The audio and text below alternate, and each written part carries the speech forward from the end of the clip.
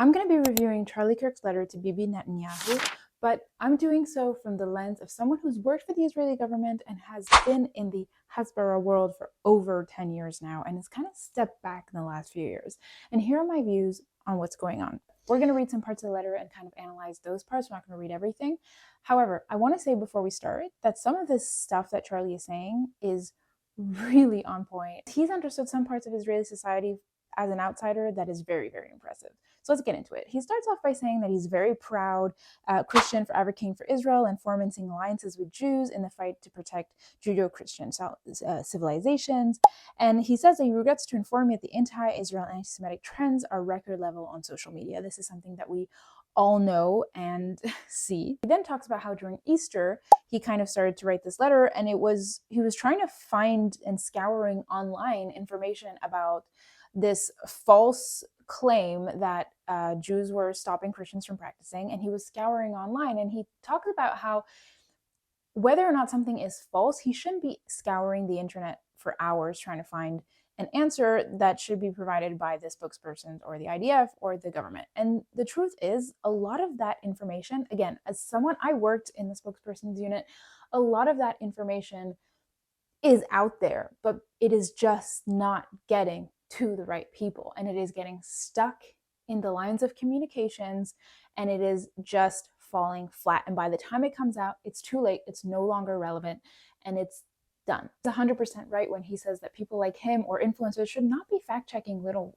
facts like that. That is not their responsibility to be scouring that. We don't have time to be doing things like that.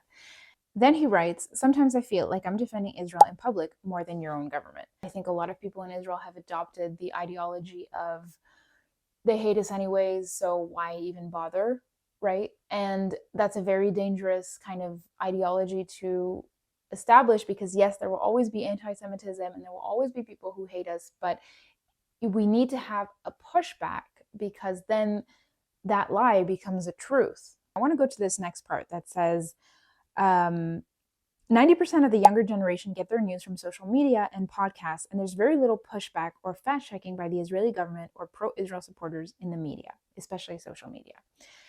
This is a very good point that young people are only getting their information from TikTok or social media or Instagram, and that's a very dangerous thing. And as much as we say, oh, it's not good, that is the reality that we live in, and we need to address that reality. And I think Charlie did that in respectively with his own opinions, where he went to TikTok and social media and talked about his own opinions despite the pushback and despite whatever he had to go through. So we definitely need to be using these mediums. And we are using social media, but we're just not using it enough. So then we get into his recommendations, right? So he says, here are some unsolicited recommendations my team and I suggest if you're open-minded to a communications reset. For number one, for starters, you need a rapid response media team. And then he talks about President Trump effectively doing this on social media. The problem with pro-Israel information right now in the government is that it takes forever to get things out, because they triple check everything, which is understandable because they don't want to make mistakes. But this is where we're losing the social media war, because we're triple checking this and that, and it's going through one guy to another guy to another guy, and by the time it gets to the prime minister and we've already formed tons of conspiracy theories. It's already gone viral on multiple platforms. There is a definite need for real-time assurance. And I have been on the front lines of that, and I can tell you that a lot of these people there isn't enough resources to the people who are on the real-time team. Very big problem, because the other propaganda side has tons of resourced, highly funded, highly professional, and we are just falling short of that. Number two, I strongly recommend putting together a team of pro-Israel experts who can fact-check misinformation in real time from Israel. Israel needs to take the lead in this effort, no more dependents or subcontractors. Israel never asked for American troops because Israel does its own fighting. I suggest the same approach for the information war. You lead, and people like me will follow and provide supplemental support. If you're open to reamping your communication strategy, my team and I will be happy to assist. I cannot stress how important this is. The government relies way too much on other people to do its work for him instead of doing its own PR work. Although nonprofits are there in place to do that, I think there's a big lack. They're just not hitting the mark. they're not hitting the mark because they're now in echo chambers where they just reshare the same information to people who want to hear that information instead of actually being a source for people to come and for people like Charlie or influencers or people who are just pro-Israel to come and to figure out, what is actually going on here. Number 3, he gives you need something perhaps like an Israel Truth Network, which includes social media channels and a one-stop source of information website where, for example, all negative questions can be thoroughly debunked. This website could also be a conduit to groups like Hillel and Jewish educators like Dennis Prager. So when I was on campus, like 10 years ago, we had these types of classes. We had books that were answering the hard questions on Israel, or had little booklets, and we had little things. Those things have disappeared now, and they're just not relevant in real life social media. So I don't know why we've gotten rid of that. And that is really the job of, 1, the government and the IDF spokespeople to supply that, and 2, for the Jewish organizations who are defending Israel on campus or where else to get out to relevant and capable people and to have debates on campus. Or have you considered inviting some of the released hostages to go on speaking tours in the US? This is actually really interesting. And this is something that I did in 2014. Obviously, it was a different situation, but I hosted a program called Conversations with an IDF Soldier after the 2014 war in Gaza. And we went to 10 campuses. I single-handedly organized with almost zero help from Jewish organizations, very, very little. We went to campus to campus to campus, and I brought an Israeli soldier who was in Gaza, who talked about his fight, seeing like human shields. And we had conversations, and some of it got a little out of hand, but most of it was respectful, and people were genuinely interested. I don't understand why we rely on individual people to do that. I took time off of my thesis to be able to do that, and I took a month off of school, where I basically I sacrificed my grades to get the truth out there. But that is not my responsibility or the students' responsibility. It is the responsibility of these groups, these Jewish organizations, with the help of capable people. Today, I understand that it's a different situation. We can't even bring soldiers onto campus, but we should bring hostages that would, of course, agree. Victims of terror, people who, have incredible, like Nova survivors. Why are we not amplifying their stories? I absolutely think there's a demand for this because people are curious, and people, despite what they see online, I think still want to learn. And even if they don't agree and they scream and whatever, they will still think about it, and they might think twice. Next point is maybe interview regular Israelis on the street, ask them what they love about their country, interview Jews, Israeli Arabs, Druze, Orthodox, etc., etc. This is something that Israelis and content creators in Israel have already been doing, but on their own dime. And this is something that has been very difficult because a lot of us, like me, have other jobs. We need to pay our living, and this is not paying our living for us. I mean, I know a lot of people think that we're getting paid by the Israeli government. Guess what? We're not. And I don't know if you can tell by the setup of this room, but this is a very ghetto setup because all I have is my iPad and I have my phone, and I don't have lighting. I don't have any of this stuff because I'm not getting funded, as much as you may think, by the Israeli government. I wish I was, because then I would actually have the resources to be doing something.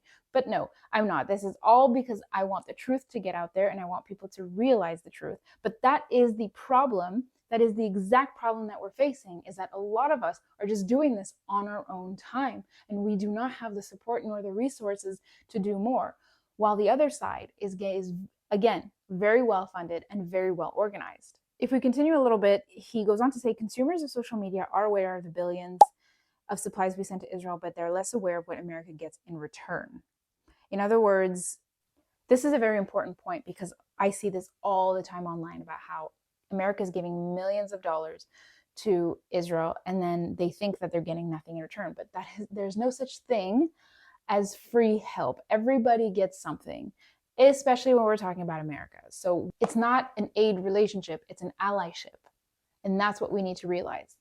Number 6 is about Iran and how Israel could do a better job explaining the Iranian threat, which I agree 100%. Although in this case, I would like to say that it's not 100% our fault, because it is very tough to fight a system and a propaganda machine like Iran and Qatar and Russia, and that has so many more resources and specifically manpower. The main thing that Israel is missing and pro-Israel advocates is manpower, because we are only like about 13, 14 million people in this world, and that's nothing. That's like not even one city in Russia. This part is interesting. Where are the Israelis who are arguing their case to win over public opinion? Israel should be making its case 24/7 on social media, including long-form English-speaking podcasts and social media channels such as a rapid response team. Again, agreed, and this all comes down to resources and the budget that's been given. And for now, that hasn't been happening, and this absolutely needs to happen. There needs to be multiple teams that rotate, and it can't always be the same one that's overworked, burnt out, and just tired. I'm gonna skip the part where he talks about turning Hasbara into a political campaign. Again, I'm not super familiar with that, but someone maybe like Charlie had more experience with something like that. So I'm going to skip.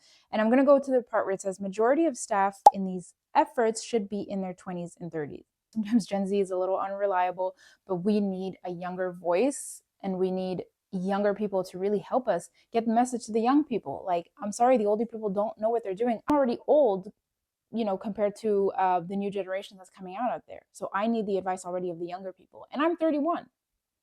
This is funny. I've seen your IDF spokesperson defend Israel standing at a dimly lit podium, which looks like a scene out of the 1970s.